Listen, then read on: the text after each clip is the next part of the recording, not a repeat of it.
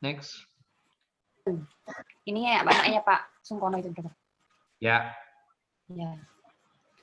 Untuk posisinya sekarang sudah mempunyai keinginan. Kalau bikin sesuatu sudah bisa minta. Terus sudah ada inisiatif sendiri, bisa manggil papa, koko, bilang makan. Jika diajak pergi sudah tenang, tidak rewel.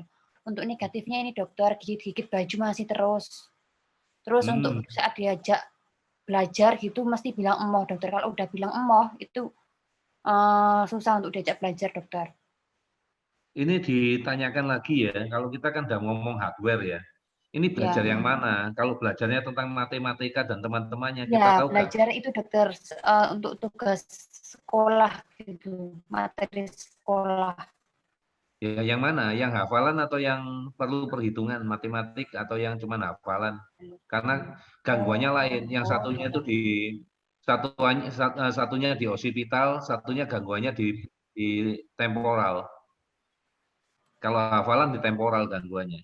Jadi kita ingin tahu dengan pasti. Coba kamu nanti cek. Semua dok, dijawab semua, Masya Allah. Oke, tugas kalian melakukan checking ya.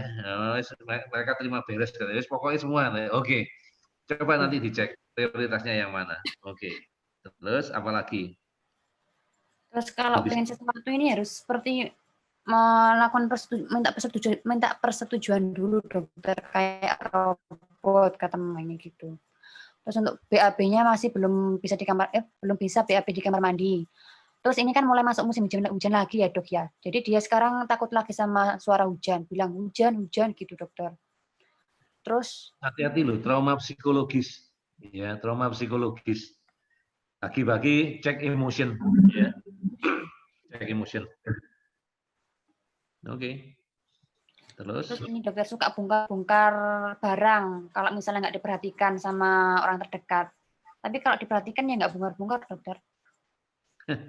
Ini poin negatif yang pertama, sama poin negatif yang nomor 4. Ini jawaban pasti dari apa? Ayo coba. Kalian sudah tahu kan? Apa ini? Gangguan apa ini? Dysbiosis. Ini dysbiosis ini. Ini khas dysbiosis. Coba kalian cari dysbiosisnya karena apa? Aku juga sanksi ya. Aku cuma sanksi dalam artian dosis bionya cuma 2 sama 2 ya. Oke. Kalau memang itu jamur atau bakteri, coba naikkan jadi 4 sama 4. Atau lihat aja pakai analisa tensor. Terus selain dari itu, bakteri, dok. Dari bakteri? Iya, dysbiosisnya. Oke, coba kalian cek kalau kalian punya tensor. Kalau aku nggak tahu ya kalian pakai tensor. Nggak bawa tensor ya. Besok kalian cek ya, butuh dosisnya berapa. Aku penasaran, kalau memang bakteri, nggak mungkin dosisnya cuma 2 sama 2. Kita udah jadikan imprint aja masih kurang sakti ya. Nggak tahu ya, anak-anak kita tuh sangat sensitif banget ya. Sama-sama dysbiosis ini ya. Coba kalian cek, kemungkinan dosisnya kurang. Ini ciri khasnya ini. Oke, terus rencana kerja kalian. Apa yang mau kalian kerjakan? Ini dikit lagi. Ini dikit lagi. Itu dok, prioritas terapinya memang dysbiosis. Sama nanti perlu buka blok otak juga. Oke. Terus masalah nutrisi kalian cek ya. Kebutuhannya sudah cukup belum? Kayaknya sih biostrat sudah cukup. Ya, vitamin D-nya kalian cek, aksanya kalian cek.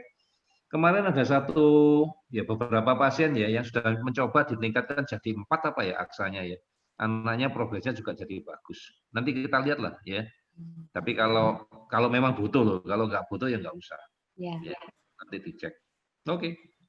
Kita bisa lanjut lah. Ini sudah kita tahu masalahnya. Lanjut. Rasya, dokter. Rasya, oke. Ya. Ini ateknya September 2020, dokter. Untuk November belum laporan mamanya, dokter. Oke, jadi ini atek jauh ya, dari Januari langsung September ya, oke. Terus kemudian belum ada yang baru lagi, oke. Cuma jawabannya lebih tenang, paham terhadap instruksi, oke. Pertanyaan tadi kenapa ateknya belum dibuat? Iya. Kami juga sudah menghubungi mamanya, tapi belum sempat isi katanya. Oke, kalau ini langsung lompat ke Safaras. Kita mau lompat itu, yang tadi itu. Ini ganti Safaras kah? Yang tadi kita belum bahas. Iya, maaf dokter. Ya, ini dokter. Rasya kok dokter. Rahasia dokter. Nah, Untuk negatifnya dokter masih suka mainin tali gitu dokter. Terus jalannya juga masih jinjit. Tapi BAB-nya udah rutin dokter. Terus gemes, kalau gemes-gemesnya ini mencubit pipi gini dulu sampai luka.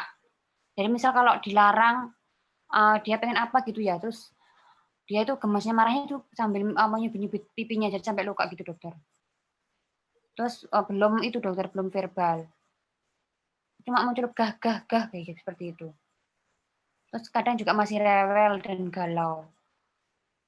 ini anak umur 11. Ya. Ini kita bicara anak umur 11. Kemudian kalau kita lihat data ATEK kayak gini, orang tuanya kooperatif enggak sama kita?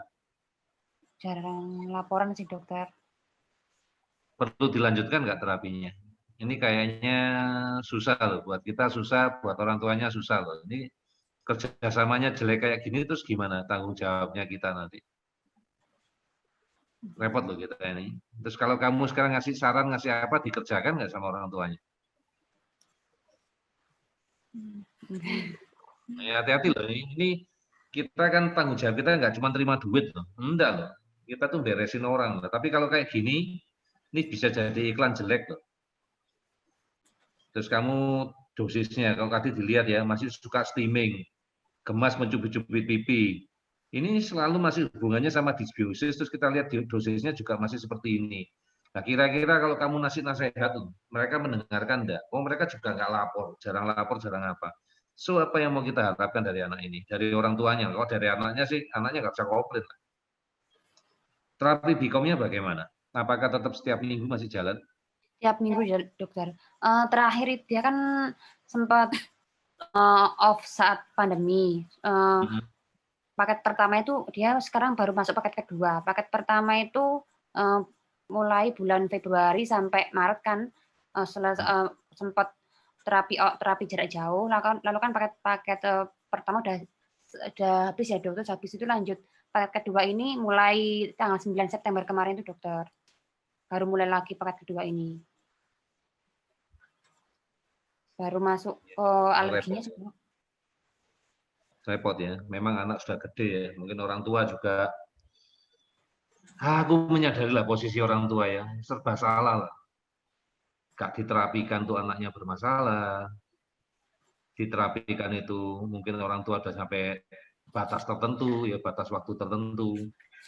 Tapi sebetulnya kita minta kerjasama lah ya, supaya lebih cepat lagi progres anaknya ya, jangan lama-lama ya. Bagi usianya udah 11 tahun. Karena saya yang ini kamu lewatin aja nih, kita bahas juga kayaknya percuma. Ya. Yang penting kamu tahu programnya, kamu kerjakan. Kita tunggu orang tuanya sambil kita nanti kerjakan sama-sama. Yuk kita lewat.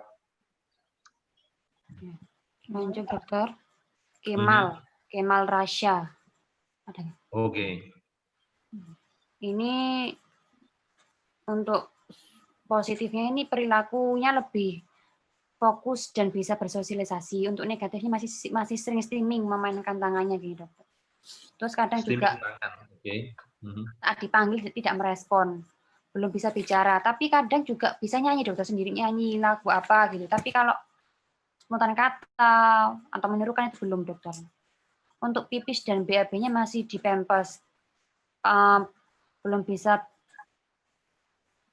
bilang, dan kadang juga sampai dipegang dokter itu kotorannya. Dipegang orangnya, suruh pipis gitu. Kotorannya dipegang. Kalau enggak ketahuan. Itu disbiosis itu. Iya dok. Kamu udah cek dopamin? Dopaminnya ekses atau defisiensi? Pernah cek itu dokter apa? Kelebihan dopamin. Yes. Oke. Tipikalnya seperti itu. Yes. Ya.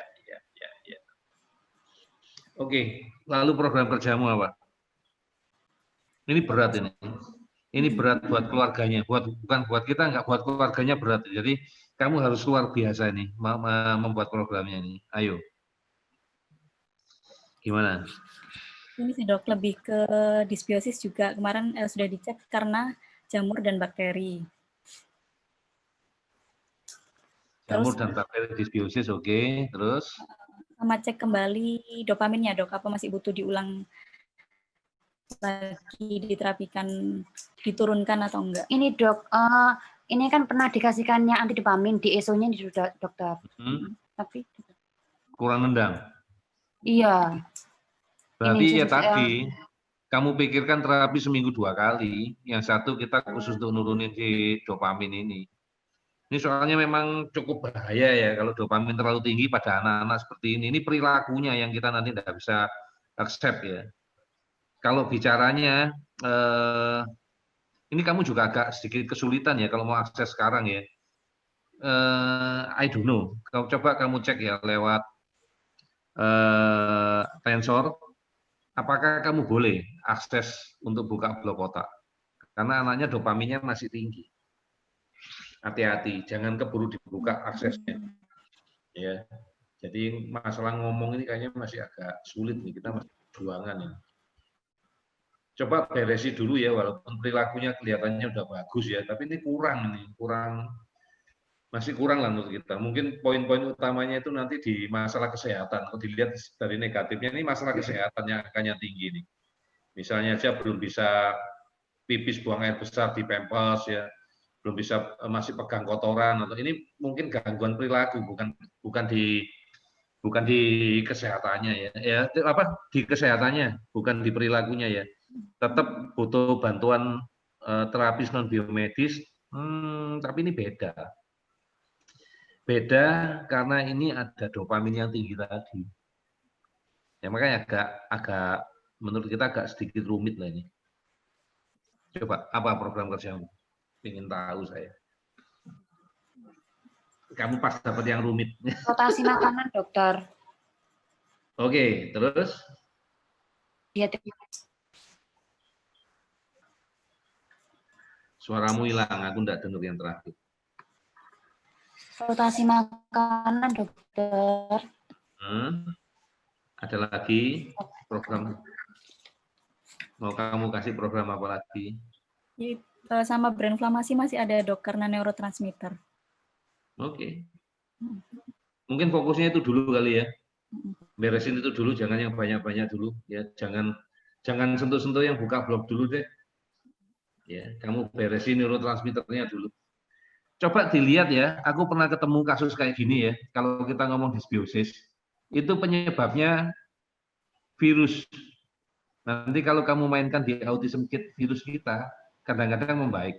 Ya, anaknya jadi jauh lebih membaik. Jadi kalau ada yang kasus-kasus gangguan dopamin tinggi, kemudian diikuti disbiosis, ingat virus ya, autism kit virus. Ya, kerjakan autism kit virus.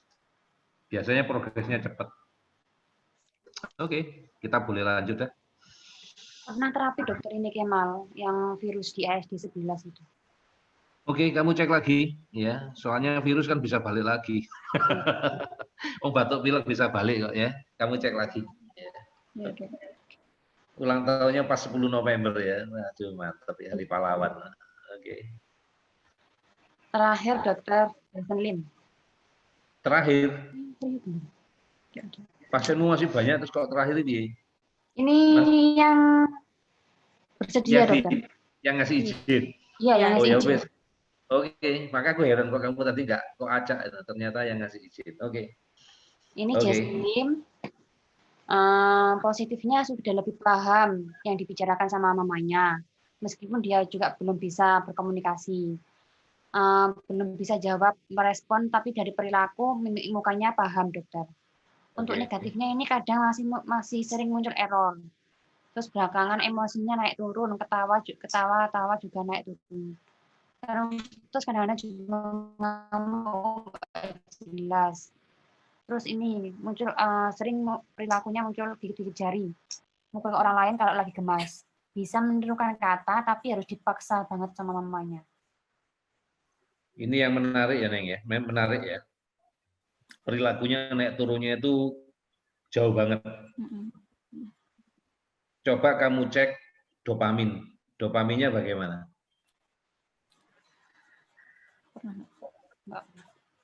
Ya dok, nanti dicek dopaminnya. Oke, ini hati-hati ya. Kalau dopaminnya tinggi, hati-hati. Memang perilakunya itu bisa naik langit bumi seperti gini ya. Nggak ada pencetus, nggak ada apa, bisa error sendiri. Itu gara-gara neurotransmitter. Kemudian juga selidiki tentang brain inflamasi. Ya, kalau Brain itu inflamasinya kira-kira apa ya? Alergi bukan? neurotransmitter sama alergi makanan sehari-hari. Oke, aku curiga neurotransmitter tuh, hati-hati. Kalau dopaminnya tinggi, hati-hati. Kalau makanan sehari-hari, tak rasa pasti sudah kamu terapi. Tapi kenapa masih naik turunnya masih gede kayak gini ya? Ya kan karena punya lapor Maret 11, sekarang malah kita dapatnya 15. Makanya aku curiga itu ada gangguan sama neurotransmitter. Kemudian kenapa aku curiganya ke neurotransmitter, aku lihatnya di sosialisasi. Sosialisasinya turunnya tidak terlalu banyak, sensorinya lumayan. Yang masih kendala di bahasa. Coba lihat di hardware, problemnya di hardware. Ketemunya di mana di hardware-nya dia, problemnya dia? Di frontal sama temporal, dok. Kalau frontal berarti memang masih emosi anaknya, dan memang anak itu nggak bisa ngambil decision. Frontal. Oke, berarti fokusmu beresi yang emotion dulu deh, yang ini. Terus program kerjamu sendiri sebetulnya apa? Itu tadi dok, cek neurotransmitter. Oke. Disbiosis sama makanan sehari-hari dicek ulang. Oke, ingat ya, kalau dopaminnya tinggi, ada disbiosis, cek virus. Cek virus. Ya, kita harus ingat itu. Kalau seandainya kamu ketemu disbiosisnya itu jamur tinggi, cek logam. Kalau sudah kamu terapi ya, pernah terapi, dok pernah saya terapi khusus dok untuk logam. Saya pernah terapi khusus untuk jamur, tapi hasilnya kurang kuat gitu ya. Coba kamu lakukan kombinasi terapi, ya, jamur ditambah logam, ya, biar efeknya lebih kelihatan.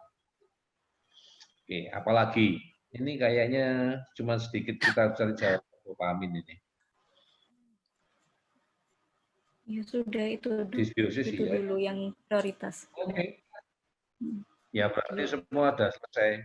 Apa yang mau kamu sampaikan ke orang tua yang menonton hari ini? Kamu boleh mengasihkan nasihat. Apa yang dialami terapis, apa kesulitan terapis, apa yang diharapkan terapis dari orang tua. Kemarin aku nggak minta sama orang yang Makassar, yang sama Fitri, tapi aku baru ingat. Kalian kan boleh menyampaikan curhat, ya toh. Sebetulnya apa sih yang sangat membantu terapis untuk menolong anak-anak ini? Apa yang diharapkan terapis untuk orang tua, gitu loh. Silakan kalian sampaikan. Nggak usah malu. Lebih, ya lebih Ini untuk ke seluruh ini sih, Indonesia dok, ini. lebih ke kooperatif aja. Lebih kooperatif, ya. Jadi Terus ya apa lagi? Misal ditanya hari ini misal hari ini kan kita beritahu dokter ya, hari ini jadwal terapinya ini, mohon untuk dilaporkan. Kadang juga merespon ya, tapi nggak dikirim-kirim dokter gitu. Jadi kita kan harus. Iyalah. Jangankan kamu, aku yang minta aja, kadang juga gak dikasih. Tapi ini bagus ya orang tua ya. Kalau kalian memang ingin membantu kami untuk membantu progresnya anak kalian, kami itu butuh data ya untuk menganalisa, untuk membaca ya. Bantulah kami ya supaya kami bisa optimal. Kalau diomeli enggak kalian? Ada orang tua dok yang isinya cuma ngomel melulu dok. Jadi tidak ada bersyukurnya, tetap dimarahin terus. Apapun yang dikerjakan kalian, kalian selalu salah, ada enggak? Tidak ada benernya ya. Tidak ada ya. Oke.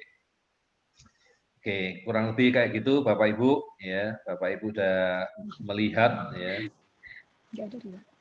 Kamu ada lagi nggak yang mau kamu sampaikan ke orang tua sebelum saya tutup nih? Udah dok, itu aja dok.